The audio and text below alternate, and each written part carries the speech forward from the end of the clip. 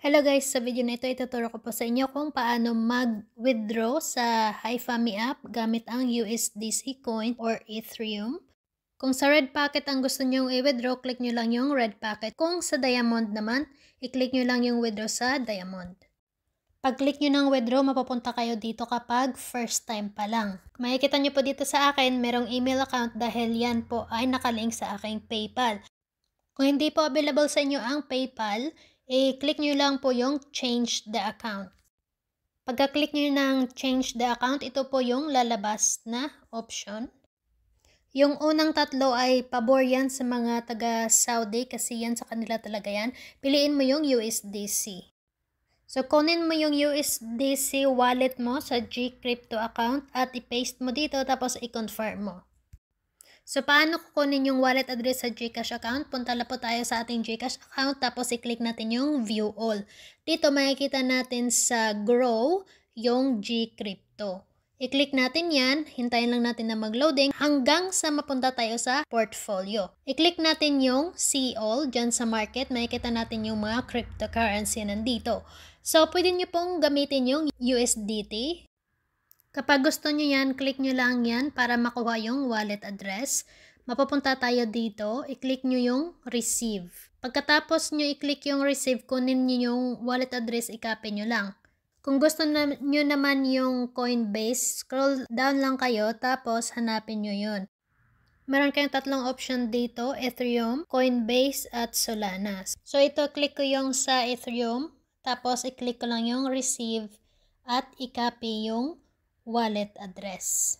Pagka-copy mo ng wallet address, i-paste mo na doon sa HiFami app. Ito kasing wallet address ko, hindi na siya pwedeng ilagay dito sa account ng asawa ko kasi nakalink na sa akin. So, isang account, isang wallet address lang talaga ang pwedeng ilagay. Kasi kapag nag-withdraw ka ulit, automatic na yon, hindi mo na kailangan na i-fill up pa ulit, maglagay ulit ng wallet address. Pero kung gusto mo naman palitan, pwede mong i-change account ulit or palitan mo yung wallet address. So, pagkatapos natin mag-withdraw, kapag nakita natin na settled na doon sa HiFami app, balik tayo dito sa ating Gcash app, tapos punta ulit tayo sa Gcrypto, i-click lang natin tong View All. Ayan. Tapos scroll down, makikita natin yung Gcrypto. Click. So, medyo maghihintay lang tayo dito kasi medyo matagal yung loading nito. Okay, so pag-click mo niyan, makikita natin dito sa ating portfolio yung halaga ng na-withdraw natin. Click yung portfolio. Makikita natin kung ilang USDC yung sinend sa atin. Click natin yung USDC coin. 13.5 USD lang, kaya 773.95 lang. So, ang gagawin natin, kapag gusto natin siyang i-withdraw sa ating Gcash account, pipindutin natin tong sell. Tapos, ilagay natin yung quantity kung ilan yung gusto nating ibenta. Kung gusto naman lahat-lahat, edi click mo lang yung 100%. Yan, automatic nang ma-add yan dyan. Tapos, click mo lang yung sell now. So, hintayin lang natin habang nagpa-process yung transaction. Okay, nandito na. So, pwede na tayong bumalik sa ating dashboard or click natin yung arrow para manatili tayo dito sa Gcrypto. Makikita natin dito sa peso balance is 773.95. So, nandito siya sa Gcrypto account. Wala pa yan doon sa Gcash balance mo. Ang gagawin mo ay i-withdraw mo mula sa Gcrypto papunta sa Gcash account mo. Okay, click natin yung withdraw. Ita-type lang natin yung halaga. So, makikita natin dito 773.95, diba? Click lang, i-type lang natin yan.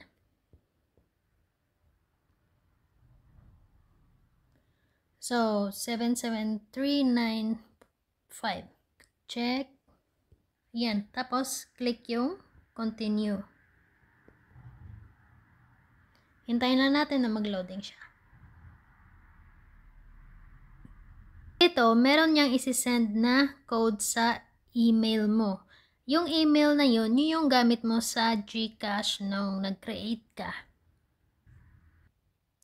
So, dito guys, sa ating email, makikita natin yung kung kailan natin na-receive yung crypto. Ito, yung USDC. Yan yung info niya. Tapos, kung kanina, di ba, nag-sell tayo ng USDC. So, ito din yung message niya, confirmation. Ito naman, yung verification na i-withdraw natin yung peso natin na nasa crypto account. I-click natin yan at makikita natin yung code. Ika-copy natin yung code. Tapos, babalik tayo sa ating GCash account. At i-paste lang. Something went wrong na siya kasi medyo matagal. Submit natin. Tumagal kasi nagdaldal pa ako. Ayan guys, makikita natin dito, yung amount is 773.95 is na transfer na sa ating GCash wallet.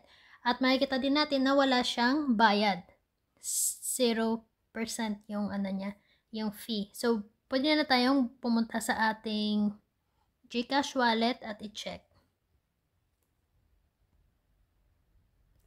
So, nakikita nyo guys, naging 19k na siya, no? Kasi na-add na dyan yung 773 na winidraw ko. So, ganyan lang kadali kung paano mag-withdraw sa HiFami app na gamit ang USDC or Ethereum.